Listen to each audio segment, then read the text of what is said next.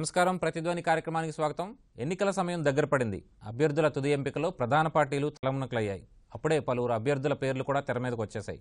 ఈ పరిస్థితుల్లో ఓటరు ముందున్న తక్షణ కర్తవ్యం కీలకమైంది. ఇటీవల ఓట్ల తొలగింపు వ్యవహారం దుమారం రేపింది. రాష్ట్రంలో ఓట్ల తొలగింపు కోసం 7,50,000 పైచిలుకు దరఖాస్తులు వస్తే అందులో 5,50,000 దరఖాస్తులను ఎలక్షన్ కమిషన్ తిరస్కరించింది. ఈ నెల 26న ఓటర్ల తుది జాబితాకు సంబంధించి అనుబంధ జాబితాను ప్రచురించనుంది.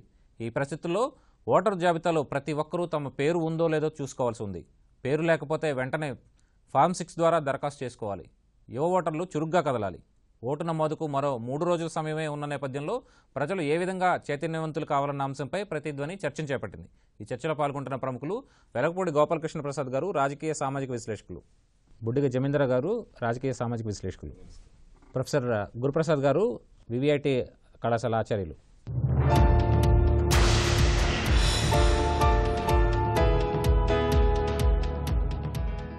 గోపాలకృష్ణ ప్రసాద్ గారు, ప్రధానంగా ఇప్పుడు ఓటర్ నమోదు కేవలం ఇంకా 3 రోజులు మాత్రమే సమయం ఉంది.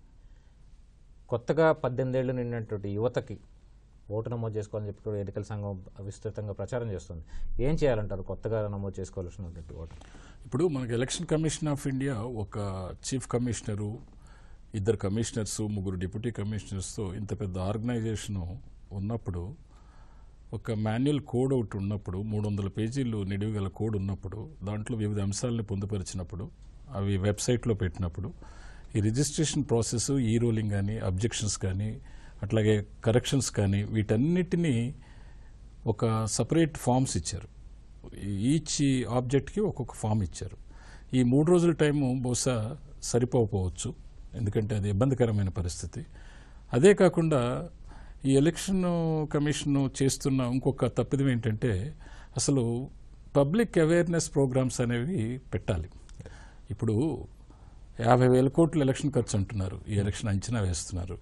ఇంత పెద్ద మొత్తంలో ఖర్చు పెట్టేటప్పుడు పబ్లిక్ అవేర్నెస్ ప్రోగ్రామ్స్ పెట్టి వాళ్ళు ఎలక్షన్ కోడ్స్ పెట్టడమే కాదు, ఫామ్స్ ప్రిస్క్రైబ్ చేయటమే కాదు, మొడాలిటీస్ వర్కౌట్ చేయటమే కాదు, రిమైనింగ్ ఎలక్షన్ వచ్చిందాకా నిద్రపోకుండాను స్టేట్ గవర్నమెంట్ ఎలక్షన్స్ జరుగుతున్నాయి, సెంట్రల్ గవర్నమెంట్ ఎలక్షన్స్ జరుగుతున్నాయి. ఈ గ్యాప్ పీరియడ్లో ప్రతి రాష్ట్రానికి, ఏ రాష్ట్రం ఎలక్షన్ అయినా సరే అక్కడ అవేర్నెస్ ప్రోగ్రామ్స్, అలాగే కొన్ని ఎన్జిఓస్ కప్పచెప్పటం, వాళ్ళు చేయకపోతే మిషనరీ మెకానిజం సరిపోతే ఇక్కడ ఎలక్షన్ ఎంతసేపు ఎలక్షన్ కమిషన్ అనేది కంప్లైంట్స్ రిసీవ్ చేసుకోవటం, మడ్ స్లింగింగ్ మీద వాళ్ళ టైం వేస్ట్ చేసుకుంటున్నారు. కానీ అసలు ఓటర్లో అవేర్నెస్ ప్రోగ్రామ్ పెట్టి ప్రతి ఫామ్ని విపులంగా విశ్లేషించి అది ఫిల్ చేసే కాడి నుంచి మీరు ఎన్ని ఫామ్స్ ఉన్నాయంటే ఫామ్ 6 అనేది ఒకటి, కరెక్షన్స్, ఫామ్ 7 ఇప్పుడు గొడవ జరుగుతున్నది, అది ప్రధాన అంశం. దానికి చాలా డాక్యుమెంట్స్ ఎంక్లోజ్ చేయాలి, అటాచ్ చేయాలి. అటాచ్ చేసి అవి స్క్రీనింగ్ చేస్తున్నట్టయితే ఈ పొలిటికల్ ఇష్యూ అనేది ఒకటి రైజ్ అయ్యేది కాదు. ఒకళ్ళ మీద ఒకళ్ళు నిందించుకోవటం, లేకపోతే మనుషుల్ని, ఓటర్ని కన్ఫ్యూజ్ చేయటం, ఎవరు తప్పు చేశారనైతే తేలకపోవటం, కోర్టుని దాంట్లో ఇండక్ట్ చేయటం, అట్లాగే కొన్ని ఇన్స్టిట్యూట్స్ని ఇండక్ట్ చేయటం, కొన్ని గవర్నమెంట్ అథారిటీస్ని ఎక్కడ తేల్చాలి ఈ కేసు అనేది పెట్టుకోవటం, దానికి ఎలక్షన్ కమిషన్ కొన్ని రోజుల పాటు మౌనం వహించటం, ఇవన్నీ చూస్తే ఒక ఓటర్లో ఈ టైంలో కన్ఫ్యూజన్ అనేది పెద్ద ఎత్తున చెలరేగింది. కాబట్టి ఎలక్షన్ కమిషన్ ఫస్ట్ చేయాల్సిన పరిస్థితి ఏంటంటే, ఇప్పటికైనా ఇంకొక 5-6 రోజులు ఎక్స్టెండ్ చేసి, మీకు ఓటింగ్ ప్యాటర్న్ ఎప్పుడో రేపు ఇంకా పీరియడ్ ఉంది కాబట్టి టైం ఎక్స్టెండ్ చేసి ఇప్పుడైనా సరే మీడియా ద్వారా, అలాగే లోకల్ బాడీస్ ద్వారా కనుక చేస్తున్నట్టయితే ఓటర్కి అవేర్నెస్ వస్తుంది. కరెక్ట్నెస్కి, పర్ఫెక్ట్నెస్కి, కాన్స్టిట్యూషన్ ఇచ్చిన ఓటు హక్కు వినియోగించుకునే ఒక మనోధైర్యం ప్రతి వాళ్ళలో ఏర్పడుతుందని నా అభిప్రాయం. వాస్తవానికి నిరంతర ప్రక్రియగా ఓటు నమోదు అనేది కొనసాగుతున్నది దేశంలో. కానీ ఎన్నికలు ఎప్పుడైనా సరే ఎన్నికలు వచ్చినప్పుడు మాత్రమే ఇప్పుడు ఈ ఓటు హక్కు నమోదు చేసుకోవాలన్న ప్రచారం ఊపందుకుంటుంది. ఎందుకు ఇలా జరుగుతుందంటారు? ఇది పౌరుల యొక్క బాధ్యత ప్రధానమండి. ఓటు హక్కు అనేది ప్రతివాడి యొక్క దాని యొక్క విలువను గుర్తించగలగాలి ఫస్ట్. అది లిటరసీ పెరుగుతున్న కొద్దీ మార్పులు వస్తున్నాయి. ప్రతి రాష్ట్రంలో లిటరసీ పెరుగుతున్న కొద్దీ, మీరు కేరళలో లిటరసీ రేట్ ఎక్కువ ఉన్నప్పుడు అది మార్పు జరుగుతుంది, వాళ్ళలో అవేర్నెస్ ఉంది. అదొకటి. రెండోది, ఈ కోడ్ ఆఫ్ కండక్ట్ అనేది మాన్యువల్ రిలీజ్ చేసిన తర్వాత మీకు దాంట్లో ఇప్పుడు సుప్రీంకోర్టులో కూడా కేసు జరిగింది ఈ దీని మీద, మనీ ఇష్యూస్ మీద, కార్పొరేట్ ఫండింగ్ మీద, ఎలక్షన్ దీనికి పొలిటికల్ పార్టీస్కి. రేపు మార్చి 26న దాని కేసు హీరింగ్ వస్తుంది. ఇటువంటి డిలే ప్రాసెస్ కాకుండా అసలు ఎలక్షన్ వచ్చిన తర్వాత కూడా ఏ కన్ఫ్యూజన్ ఉండకూడదండి. ఎలక్షన్ ఒకసారి నోటిఫికేషన్ ఇష్యూ చేసిన తర్వాత పబ్లిక్కి ఏ కన్ఫ్యూజన్ ఉండకూడదు. క్రిస్టల్ క్లియర్గా ఇవన్నీ ముందే సెట్ చేసుకోవాలి. గవర్నమెంట్ ఫంక్షనింగ్ అట్లా ఉండాలి. ఎందుకంటే it's an independent body. Code వచ్చిన తర్వాత మనం ఏ గవర్నమెంట్ మీద కూడా ఎలక్షన్ కమిషన్ ఆధారపడదు. కాబట్టి వాళ్ళంతటా వాళ్ళు ఒక నిర్దేశం కాన్స్టిట్యూషన్కి లోబడి వాళ్ళు ప్రోగ్రామ్స్ని డిజైన్ చేసుకొని గవర్నమెంట్ ఇన్ఫ్లుయెన్స్ తగ్గించుకునేటట్టుగా ఇండిపెండెంట్ అటానమస్ బాడీగా అది ఫంక్షన్ చేస్తున్నట్టయితే ఈ పరిస్థితి దాపురించేది కాదు. జమీందర్ గారు, ఎన్నికలు రాగానే మీ ఓటు హక్కును సరిచూసుకోండి అని చెప్పి ప్రతిసారి ప్రకటించాల్సినటువంటి దుస్థితి ఉంది. ఎందుకు ఇలా? అటు ప్రజల నుంచి ఉంది, అనేక వైఫల్యాలు ప్రభుత్వాల నుంచి కూడా ఉన్నాయి. ఉదాహరణకు అంటే ఎన్నికల దగ్గరకు వచ్చేసరికే ఇది చూడటం అనేది జరుగుతుంది. ఎన్నికల కమిషన్ కూడా ఎన్నికల దగ్గరకు వచ్చేసరికి ఈ జాగ్రత్తలు తీసుకోవటం జరుగుతుంది. అయితే ఇది ఎట్లా ఉండాలంటే ఎన్నికల కమిషన్ అనేది అంటే చెప్పడం సులభంగానే ఆచరించడం కూడా కష్టమే. ఎందుకంటే భారతదేశం అతిపెద్ద ప్రజాస్వామిక దేశం.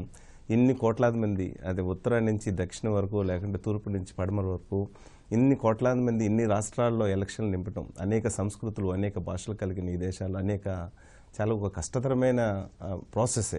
ఎందుకంటే కొన్ని ప్రదేశాల్లో శాంతంగా ఉంది, కొన్ని ప్రదేశాల్లో అశాంతంగా ఉన్నాయి, అలజడులు ఉన్నాయి.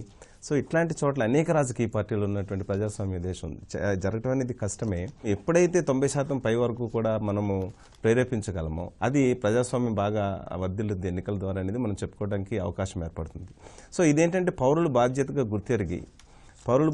గుర్తెరిగి ఓటర్లు నమోదు చేసుకోవటం అనేది ప్రథమం. అయితే ఎక్కడో ఒక లోపం కనిపిస్తుందేమో అని నాకు అనిపిస్తుంది. అదేమంటే ఎలక్షన్ల కోసం ఓటర్ లిస్ట్ కాకుండా ఏదైనా ఒక కామన్ ప్రాతిపదిక ఏదైనా ఉండాలి. ఇప్పుడు ఫర్ ఎగ్జాంపుల్ ఆధార్ కార్డు ఉంది. ఆధార్ కార్డు అనుసంధానం ఇది మంచిది. ప్రతి సిటిజన్కి డొమెస్టిక్గా ఒక ఆధార్ కార్డు, బయటికి వెళ్ళటానికి ఒక పాస్పోర్టు. ఇప్పుడు ఆధార్ కార్డు అనుసంధానం చేయటం అనేది ప్రతి వ్యక్తికి 18 years దాటిన వాళ్ళందరూ కూడా ఓటుకు అర్హులే కదా. ఎలక్షన్కి ఒక ఐడెంటిఫికేషను లేకుంటే వేరే ప్రభుత్వ కార్యకలాపాలకి ఒక ఐడెంటిఫికేషన్ అట్లా కాకుండా ఒక ఐడెంటిఫికేషన్ ద్వారా కూడా అదే ఓట్ల కార్డు కింద కూడా గుర్తించే అవకాశం ఉంటే బాగుంటుంది. దానివల్ల ఏంటంటే జనాలకి కన్ఫ్యూజన్ ఉండదు. సో అదే గుర్తింపు కార్డు కింద ఇవ్వచ్చు. ఈ కన్ఫ్యూజన్ లేకుండా ఉండాలంటే కేవలం ఎన్నికలు ప్రక్రియ మొదలైనప్పుడు ఈ ప్రాసెస్ లేకుంటే 1 నెల 2 నెలల ముందు ఈ ప్రాసెస్ కాకుండా ఒక జనరలైజ్ చేసి ఈ సబ్జెక్ట్ని కానీ చేసుకుంటే ఈ కన్ఫ్యూజన్ అనేది ఉండదు. లాస్ట్ మినిట్లో మనం చూస్తుంటాం పోలింగ్ బూత్ల దగ్గర ఉదయం 6 గంటల వరకు కూడా ఓటు ఉందనుకునే వస్తాడు. ఎంతో ఉత్సాహంగా అదొక పండగలా ఓటేద్దామని వస్తాడు, అంతకుముందు చూసుకోడు. సో అందు గురించి ఇదంతా కూడా ప్రక్రియ కనుక ఒక జనరలైజ్డ్ ఒక ఓటు కానీ ఉంటే అది ప్రతిదానికి వర్తించేలాగా ఉంటే ఆటోమేటిక్గా ఓటర్గా నమోదు అయిపోతాడు కనుక ఈ ఇబ్బందులు ఉండవని నా అభిప్రాయం. సదరు నియోజకవర్గంలో ఉన్న ఓటరు దాదాపు 18 రకాల కార్డులు చూపించి ఓటు వేసే అవకాశం కూడా కల్పిస్తోంది ఎన్నికలు. అంటే మళ్ళీ చూడండి, ఇది కూడా ఒక ఉదాహరణ. దీనివల్ల అడ్వాంటేజెస్ ఉన్నాయి. అడ్వాంటేజ్ ఏంటి? కేవలం ఓటు గుర్తింపు కార్డే అంటే అందరికీ ఉండకపోవచ్చు. లేటెస్ట్గా నమోదైన వాళ్ళకి ఇవ్వటము, ప్రింట్ చేసి కార్డు ఇవ్వటం కష్టం అవ్వచ్చు, అదొక ఇబ్బంది. లేకుంటే కొంతమంది వ్యక్తులు కానీ కొన్ని రాజకీయ పార్టీలు కానీ కొన్ని చోట్ల కొన్ని సందర్భాల్లో ఈ ప్రజల దగ్గర ఈ ఓటర్ కార్డులు బలవంతంగా తీసుకుని పోలింగ్ బూత్లకు వెళ్ళనివ్వకుండా చేసే ఘటనలు కూడా మనం చూస్తున్నాం. సో అందు గురించి అంటే అతనికి ఆల్టర్నేటివ్ ఉండదు ఓటు వేయడానికి. కానీ ఈ అవకాశం ఇవ్వటం వలన తన దగ్గర ఉన్నటువంటి వేరే గుర్తింపు కార్డుతో అక్కడ ఇవ్వచ్చు. అయితే ఇక్కడ ఎట్లాంటి సమస్యలు కొన్ని సందర్భాల్లో ఎదురవుతాయంటే అవి ప్రభుత్వ గుర్తింపు కార్డులే ఉండాలా లేకుంటే ప్రైవేటు పరంగా, ఫర్ ఎగ్జాంపుల్ ఒక కాలేజీ విద్యార్థి కూడా తన కాలేజీ ఐడెంటిటీ కార్డు తీసుకుని వెళ్ళడానికి అవకాశం ఉందా లేదా, లేకుంటే అందులో ఉన్నటువంటి గుర్తింపు ఫోటో అది చాలా పురాతనమైంది నేను యాక్సెప్ట్ చేయను అని పోలింగ్ ఆఫీసర్ గారు అన్నారనుకోండి, అది ఒక మళ్ళీ ప్రాబ్లంకి దారితీస్తుంది. అందుగురించి అది కూడా ప్రాపర్గా డిఫైన్ చేయాలా, ఏ కార్డ్స్ వర్తిస్తాయి ఏమిటనేది ముందు డిఫైన్ చేసి దాని ప్రకారంగా కానీ చూసుకుంటే ఓట్ల ప్రక్రియ ఆ పండగలో, ఆ ప్రజాస్వామ్యంలో, ఆ పండగలో, ఆ ఓట్ల ఎలక్షన్లో ప్రతి పౌరుడు పాల్గొనే అవకాశం ఉంటుంది. తద్వారా తను ఇచ్చినటువంటి పార్టీని కానీ అభ్యర్థిని కానీ ఎన్నుకునే అవకాశం ఉంటుందని తెలియజేస్తున్నాను. గురుప్రసాద్ గారు, ఓటు హక్కు వచ్చినటువంటి ప్రతి యువత కూడా ఎంతో సంతోషంతో తొలి ఓటును వేస్తారు. అంటే ఓటు నమోదు ప్రక్రియలో యువతకి ఎట్లాంటి ప్రోత్సాహం కల్పించాలి? గవర్నమెంట్ వ్యవస్థ చాలా పెద్దది. ఎలక్షన్ సంఘము షెడ్యూల్ వచ్చిన తర్వాత మొత్తం తమ పరిధిలోకే అన్ని అధికారాలు వచ్చేసాయి. వాళ్ళు చేయగలిగిన పనులన్నీ వాళ్ళు చేస్తున్నారు. కానీ ఒక బాధ్యత కలిగినటువంటి వ్యక్తిగా మన ఆస్తిని మనం ఏ విధంగా అయితే కాపాడుకుంటామో అదే విధంగా ఈ ఓటును కూడా ప్రతి ఒక్కరూ కాపాడుకోవాలి. దీంట్లో ఎన్నో రిస్కులు ఉండొచ్చు. మీరు అన్నట్టు ఎలక్షన్లో ఉదయం 6 గంటలకు మనం ఓటు వేసేదానికి పోయినప్పుడు కూడా మీ ఓటు తీసేశారు అని చెప్పేదానికి అవకాశం ఉంది. కాబట్టి మనం చాలా జాగ్రత్తగా ఉండి మన ఓటుని మనం కాపాడుకోవాలి. ఒకటి. రెండోది, మన ఓటుని వేరే వాళ్ళు దొంగలించకుండా చూసుకోవాలి. అది రెండో పాయింట్. ఆ దొంగలించడం అంటే ఈ ఫామ్ 7 అనేది కొత్తగా ఇప్పుడు అంటే ఎప్పటి నుంచో ఉంది, కానీ దానికి విపరీతమైనటువంటి ప్రజలు దాన్ని గురించి ఎక్కువగా మాట్లాడుకోవడం, గవర్నమెంట్ కూడా దాన్ని సరి చేయలేమనే ఆసక్తిని కూడా నిన్న CEO ద్వివేది గారు ఆయన ప్రెస్ మీట్లో చెప్తున్నారు. 7,80,000 అప్లికేషన్లు వచ్చాయి ఫామ్ 7లు, వాటిలో 5,30,000 ఫామ్ 7లు మేము వెరిఫై చేశాం, ఇంకా 2,30,000 అప్లికేషన్లు పెండింగ్లో ఉన్నాయి. ఈ 3 రోజుల్లో మేము చేయగలిగింది 1,1,5 లక్ష వరకు మేము వెరిఫై చేయగలము, మిగతా ఓట్ల సంగతి మాకు సంబంధం లేదు అని ఆయన చెప్పడం జరిగింది. కానీ ఇది ఎంతవరకు బాధ్యత ఉన్నది, దీంట్లో రెస్పాన్సిబిలిటీ? ఎన్నికల కోడ్ అమలు అయిపోయిన తర్వాత రాష్ట్ర ప్రభుత్వాలకు దీంట్లో ఏ విధమైనటువంటి అధికారం లేదు కాబట్టి CEO గారే అంటే చీఫ్ ఎలక్షన్ ఆఫీసర్ గారే దీనికి బాధ్యత వహించి ఆ మిగతా ఓట్ల అప్లికేషన్లు కూడా వెరిఫై చేసి కావాలంటే ఈ షెడ్యూల్ను కొంచెం ముందుకు జరిపి, ఎందుకంటే మనకి ఏప్రిల్ 11వ తేదీ నుంచి మే 18 వరకు మధ్యలో వివిధ స్థాయిల్లో ఎలక్షన్లు జరుగుతున్నాయి కాబట్టి ఈ అవసరానికి తగినట్టుగా దీన్ని కొంచెం జరుపుకోవాలనేది నా ఉద్దేశం. రెండోది, యంగ్స్టర్స్ గురించి మీరు అడిగారు.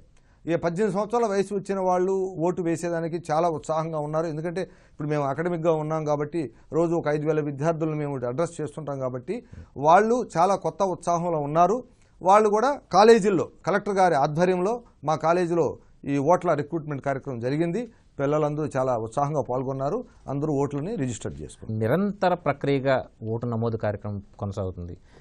అదే తరహాలో ఫామ్ 7 డిలీషన్ కూడా నిరంతర ప్రక్రియగా కొనసాగాల్సిన అవసరం ఉందంటారా? ఇప్పుడు ఏ విధంగా అయితే మున్సిపల్ కార్పొరేషన్స్లో పంచాయతీల్లో జనన మరణ ధృవీకరణ పత్రాలను రిలీజ్ చేసేటప్పుడు ఏ రోజు ఎవరు పుట్టారు లేకపోతే ఎవరు మరణించారు అనేది మనం అప్ టు డేట్గా తెలుసుకోగలుగుతున్నాము, అలాగే ఈ ఓటర్ నమోదు కార్యక్రమంలో ఇంక్లూజను ఎక్స్క్లూజన్ అనేది నిరంతరంగా జరగాలని కోరుకుంటున్నాం. ఎందువల్లంటే ఇప్పుడు ఉద్యోగరీత్యా తమ వృత్తులను వదులుకొని, వ్యవసాయాలను వదులుకొని, లేకపోతే కులపరమైన వృత్తులను వదులుకొని ఉద్యోగరీత్యా మనం పట్టణాలకు వచ్చేసాం. పట్టణాల్లో అందరికీ సొంత ఇళ్ళు ఉండడం చాలా కష్టం, అందరూ రెంటెడ్ హౌసెస్లోనే ఉంటున్నారు.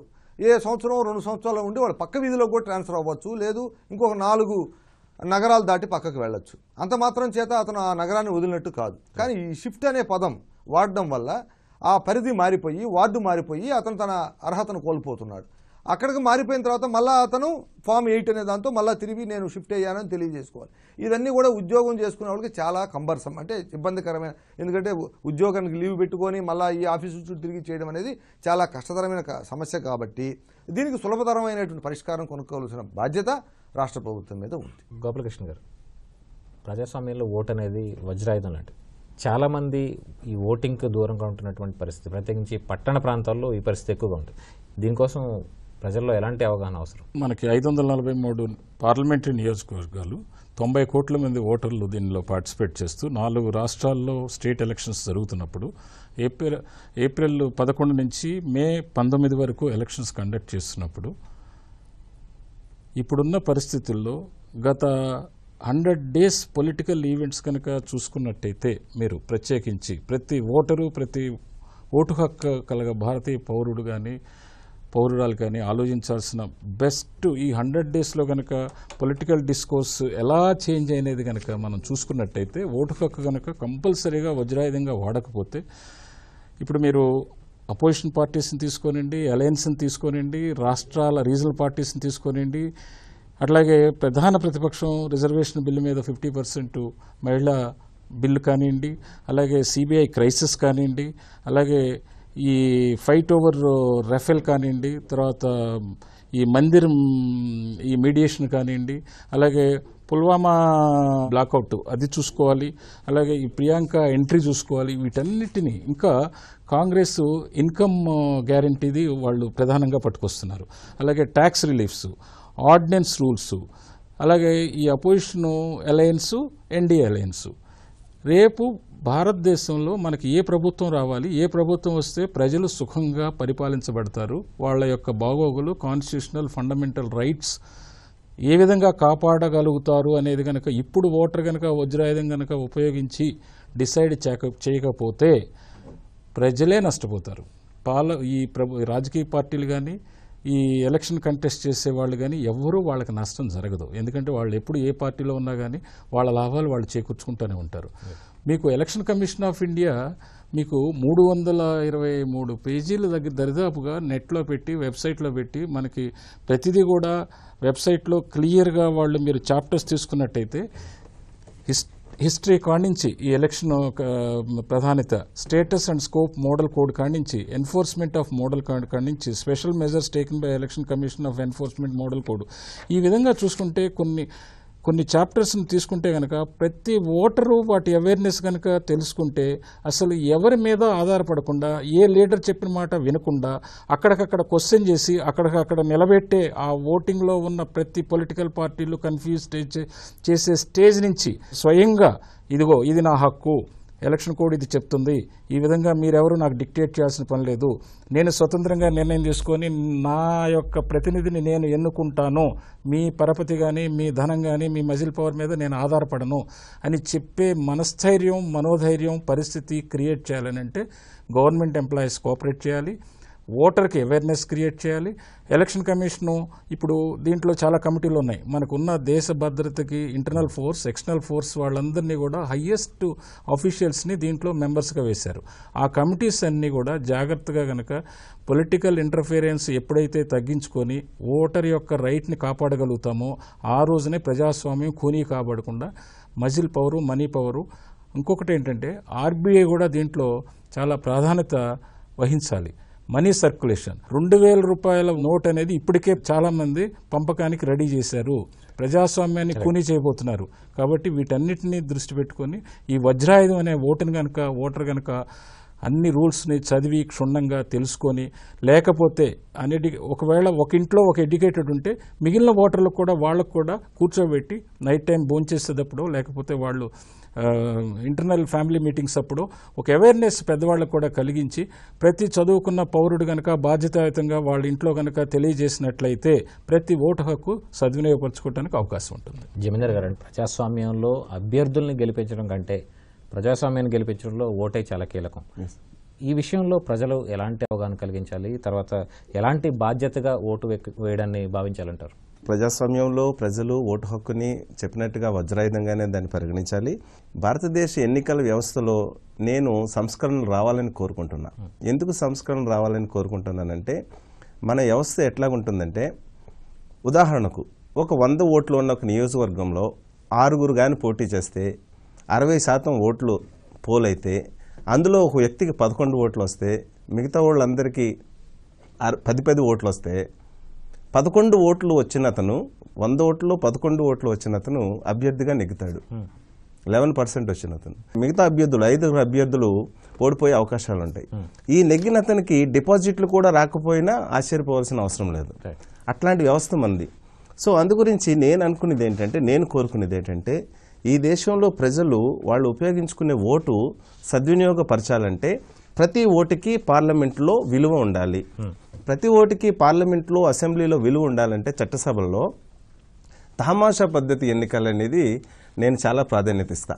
తమాషా పద్ధతి ఎన్నికలు మనం చూస్తాం, జర్మనీ లాంటి దేశాల్లో మనం చూస్తాం. ఉదాహరణకు చూడండి, 2014 ఎన్నికల్లో కేంద్రంలో ఉన్నటువంటి బీజేపీ ప్రభుత్వం 31% ఓటింగ్తో 50% కంటే ఎక్కువ పార్లమెంట్ సీట్లు సంపాదించుకుంది.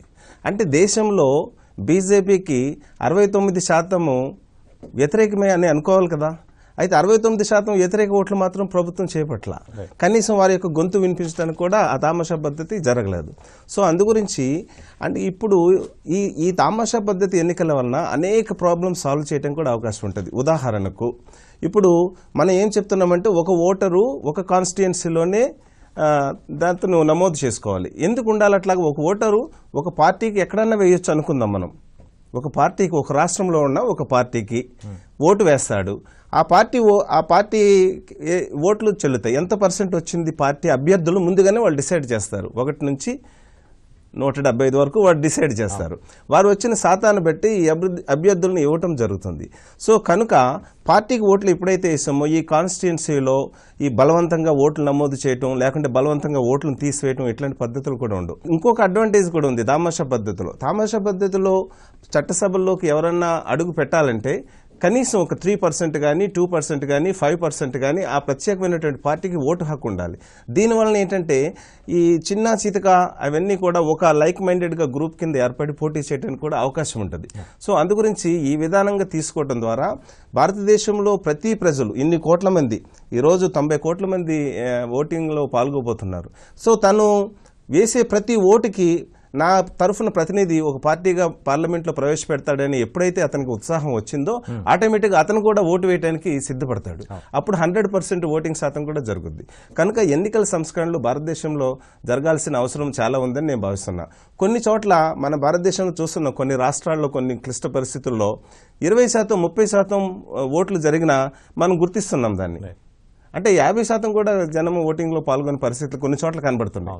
సో దీనన్నింటిని ఎదుర్కోవాలంటే ఈ ఎన్నికల సంస్కరణలు రావాల్సిన అవసరం ఉంది. అయితే ప్రస్తుతం ఉన్న పరిస్థితుల్లో రాజ్యాంగం మనకు కల్పించిన ఈ పరిస్థితుల్లో మనం ఉన్న పరిస్థితులతోటే పోవాలి కనుక తప్పనిసరిగా ప్రతి పౌరులు వెళ్ళాలి బాధ్యతగా.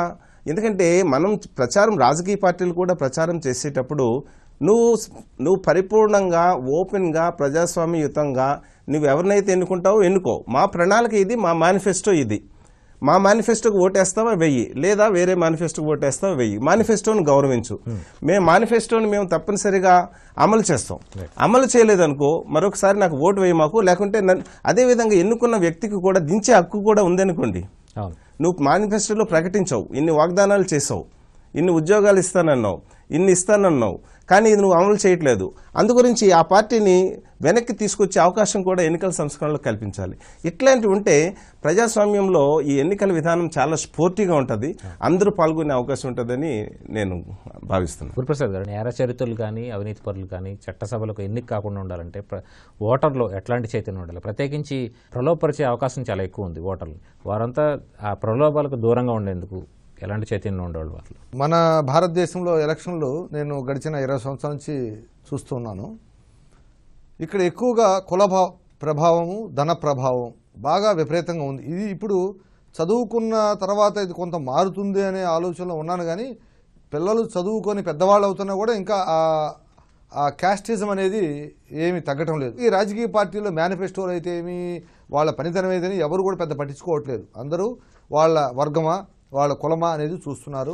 అలాగే ఓటుకి డబ్బులు ఇచ్చేదానికి తీసుకునేదానికి రెడీ అవుతున్నారు. ఈ రెండింటితోనూ జరుగుతుంది. కానీ ఈరోజు ఓటరు చైతన్యం రావాల్సిన అవసరం చాలా ఉన్నది. దీనికి చైతన్యం పొందాలి అని అంటే కొంత ఎడ్యుకేషన్ సిస్టంలో కూడా మన రాజకీయ వ్యవస్థకి ఓటు హక్కుకి, దీన్నే సఫరేజ్ అని మనం కాన్స్టిట్యూషన్లో పిలుస్తాం, right to vote to the political parties. So ఈ రైట్ అనేది మీ ఆస్తి, దీనికి చాలా విలువ ఉంది, ఈ రాజకీయ భవిష్యత్తు నిర్ణయించేటువంటి శక్తి దీనికి ఉందని పిల్లలకి అర్థమయ్యేది. ఎందుకంటే ఈ ఎడ్యుకేషన్ సిస్టంలో 10th క్లాస్ వరకు సోషల్ స్టడీస్లో పార్లమెంట్ గురించి ఎగువ సభ దిగువ సభ ఇవన్నీ మనం మాట్లాడుతూ ఉంటాం, కానీ ఈ ఓటుకు ఉన్నటువంటి ప్రభావం, దానివల్ల ఆ దేశానికి జరిగేటువంటి ప్రయోజనం గురించి మనం చాలా తక్కువే పిల్లలకు తెలియజేస్తున్నాం. అలాగే వాళ్ళని అవగాహన చేయించి పిల్లల దగ్గర ఇప్పుడు కొత్తగా ఎలక్షన్లోకి రెడీ అవుతున్నటువంటి యువతకి ఈ ఓటు ప్రాధాన్యతను తెలియజేయాల్సిన బాధ్యత మన అందరి మీద ఉన్నది. అలాగే సెల్ఫ్ ప్రయాక్టివ్గా ఓటు హక్కు పొందిన ప్రతి ఒక్కరూ తన ఓటు వేయడం వల్ల ఈ దేశానికి జరగబోయేటువంటి ఉపకారం ఏమిటో మనం తెలుసుకోవాలి. రెండోది, మనం ఈ మధ్య కాలంలో డిజిటల్ టెక్నాలజీలో బాగా ముందుకు వెళ్తున్నాం. ప్రపంచానికే మనం సాఫ్ట్వేర్ ప్రోగ్రామ్స్ అందిస్తున్నటువంటి మహా ఘనమైన కంపెనీలు మన భారతదేశంలో ఉన్నాయి. కాబట్టి ఈ ఓటింగ్ వ్యవస్థను మొత్తం టోటల్ డిజిటలైజేషన్ చేసి ప్రపంచానికి ఆదర్శంగా నిలబడితే కూడా, ఎందుకంటే డిజిటలైజేషన్ చేయమని ఎందుకు అడుగుతున్నానంటే, మనం ఇంట్లో కూర్చొని సినిమా టికెట్లు బుక్ చేసుకుంటున్నాం, రైల్వే టికెట్లు బుక్ చేసుకుంటాం, విమాన టికెట్లు బుక్ చేసుకుంటున్నాం, మనం బ్యాంక్ అకౌంట్లు ఒక అకౌంట్ నుంచి అకౌంట్కి అమౌంట్లు ట్రాన్స్ఫర్ చేసుకుంటాం. అలాగే ఈ ఓటు వేయడం అనేది కూడా అంత సులభతరంగా డిజిటల్ పద్ధతిలో కానీ వస్తే, ఇప్పుడు పెద్దవాళ్ళు అన్నట్లుగా 50% కూడా ఓటింగ్ జరగట్లేదు అనేది మనం 95% ఓటింగ్ వరకు తీసుకోవచ్చు. ఎందుకంటే ఇప్పుడు స్మార్ట్ ఫోన్స్ అనేది ప్రతి ఒక్కరు కామన్ అయిపోయింది. కాబట్టి ఈ డిజిటలైజేషన్ పద్ధతిలో ఓటింగ్ వేసే వ్యవస్థని మనం సరి చేసుకోగలిగితే మనం ఓటింగ్ శాస్త్రాన్ని పెంచుకోవచ్చు. దానివల్ల ఈ పొలిటికల్ గ్యాంబ్లింగ్ అనేది మనం తగ్గించుకోవచ్చు. ప్రజాస్వామ్యానికి పునాది ఓటు హక్కు. దాన్ని వినియోగించుకోవడంపై ప్రతి పౌరుని ప్రథమ బాధ్యత. నేరచరితులు, అవినీతి పరులు చట్టసభలకు ఎన్నిక కాకుండా ఉండాలంటే ఓటరు చైతన్యంతో వ్యవహరించాల్సి ఉంది. అంతేకాదు, ఓటు హక్కు ఉన్న ప్రతి ఒక్కరూ తమ ఓటును తక్షణమే నమోదు చేసుకోవాలి. ఇది నేటి ప్రతిధ్వని. నమస్కారం.